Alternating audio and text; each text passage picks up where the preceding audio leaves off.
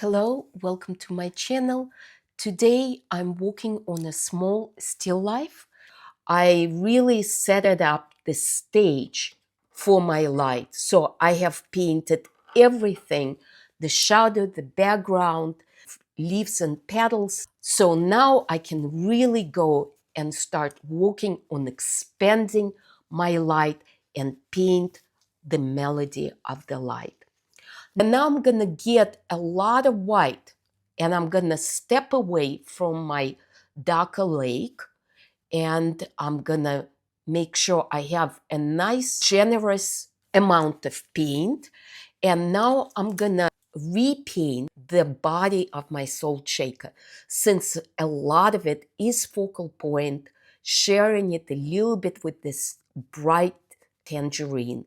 And so the logic that I'm going to use here is very simple. To make something look vibrant and to make something look that it's able to be read across the room from the distance, you need to give the light the most space.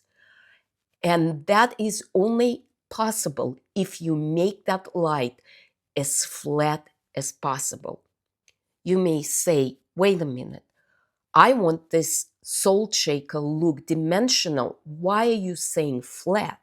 That's opposite of what I need to do. Not really. By flat, I mean you need to keep the same value, extend from the starting light edge all the way to the shadow shape without gradating it into other values. And use other tools like color, desaturated, saturated, or different hue, a little bit yellow, a little bit blue, and different temperature and different edge interpretation to make that change. But preserve your values. Leave the one value last as long as possible. And so I'm going to demonstrate. The most protruded part of this salt shaker is here. From this corner, the salt shaker, the body goes back, and from this point, it falls down and then tucks under. So what I'd like to do is use a temperature, and I'm going to use my phthalo blue, and then I'm going to give the coolest white, the more bluer white, right in the most protruded space, right here. And as I move that light back into my gold, I'm going to add a little bit of green into it. And I'm going to pass another brush stroke to the gold. And as it goes more away from light here, I'm also maybe going to green it a little bit more. And I'm going to pass it with very light pressure through that shoulder, opening that edge up. And I'm going to make a defined light edge, nice and bright, right here.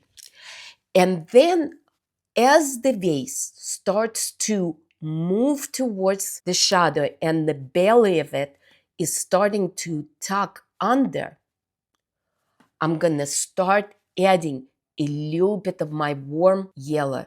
And you can add a little bit of yellow ochre, or you can add a little bit more of cadmium yellow. But what you want to do is not shift the value, but just adjust the temperature. And you can see that it's going a little bit more yellow. I'm going to try. And I first make the brush stroke and then I adjust. So here, possibly it's a little bit too loud. So I'm going to desaturate some of that yellow. But you can see that right here, it can use a little bit more yellow, especially since the leaf is coming towards it. For highlight, I usually use my palette knife. So I'll get a little bit of white, and since my base here is blue, I'm gonna use the little bit of coolest yellow and see if I can put a highlight that has a little bit of more yellow, and I'll explain why. That is very saturated. So now I'm gonna go and put more white without so much yellow on top of it. And notice the reason why I like to use a palette knife, because palette knife gives me crisp starting edge and it gives me the most flatness, while my brushstroke may still have some trails of hair showing. The palette knife has the most flatness, and that flatness is guaranteed that the light reflects much stronger from this texture rather than what's around it, because it does have a little bit more grooves of the hair. And then I can just, with my skewer, which is a great tool, I'll disturb the edge slightly and maybe get a little bit more light and just trail it off towards my next highlight, and then come back and put a little bit of light on the bottom here. And notice that because it's so thick that this highlight creates a little cast shadow underneath, and physically that cast shadow pops that highlight from the light, so it's really brightens up that surface. Highlight is very, very important because it shows you a corner. If you look at the outer edge, you see how this plane becomes this plane.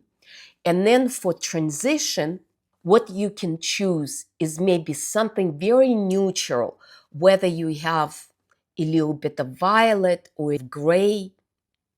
We just need a little bit of non-color, and you put it into your mixture of light, because truly transition belongs to the light.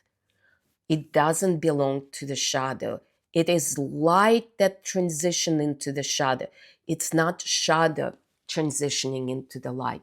So notice, just by putting a little bit what I call non-color, something violety gray, really puts that edge out of focus. And that's what you want to do. You want that to be not attracting attention. So we turn into the shadow seamlessly without a big exclamation sign saying, look at me, now I'm a shadow. No, it has to be more mysterious, more unnoticeable. And of course, again, the highlight, the reason why I put the highlight first before I worked my transition, because highlight has another purpose. It doesn't just catch the corner, shows you the change of the planes, but it also distracts your attention from transitions. So one thing I also need to do is repeat the logic of light in my design. So I'm going to take more white, go into my phthalo blue, and where that design is close to my highlight, my most lit up area, I'm going to completely bleach it out. Petal that reaching out to highlight almost gets dissolved or bleached out. What's the next step to finishing this part is reworked some of the design for my salt shaker. So I'm adding a little bit of darker blue, and if that blue gets more colorful than what I have, I don't really want more color, because I don't want shadow to be important. I want everything in the shadow become less. so less color. The next thing to improve this part is, of course, finish the gold and then integrate it into the background.